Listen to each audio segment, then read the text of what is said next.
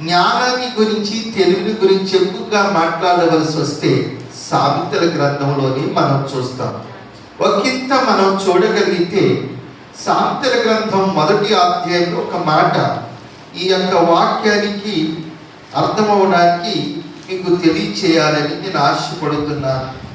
సామెతల గ్రంథం 1వ అధ్యాయం 1, 2, 3, 4 వచనాలను మనం ధ్యానం చేయగలిగితే, దావీదు కుమారుడును ఇశ్రాయేలు రాజునైన సొలొమోను సామెతలు జ్ఞానమును ఉపదేశమును అభ్యసించుటకును వివేక సల్లాపములను గ్రహించుటకును నీతి న్యాయ యథార్థతలను అనుసరించుట యందు బుద్ధి కుశలత ఇచ్చు ఉపదేశమును అందుటకును.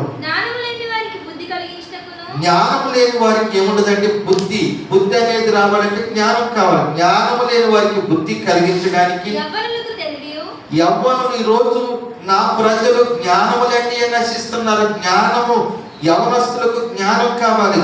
యవనులకు తెలివియు వివేచనయు పుట్టించు తగిన సామెతలను జ్ఞానము గలవాడు విని పాండిత్యము వృద్ధి చేసుకును.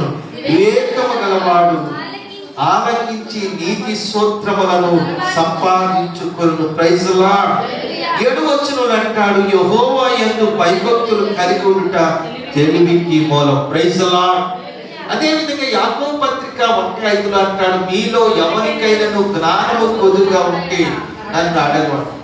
అడిగేవాడు సందేహించక అడిగితే ఆయన ధారాళంగా అందరికీ సమృద్ధిగా జ్ఞానాన్ని ఇస్తాడు.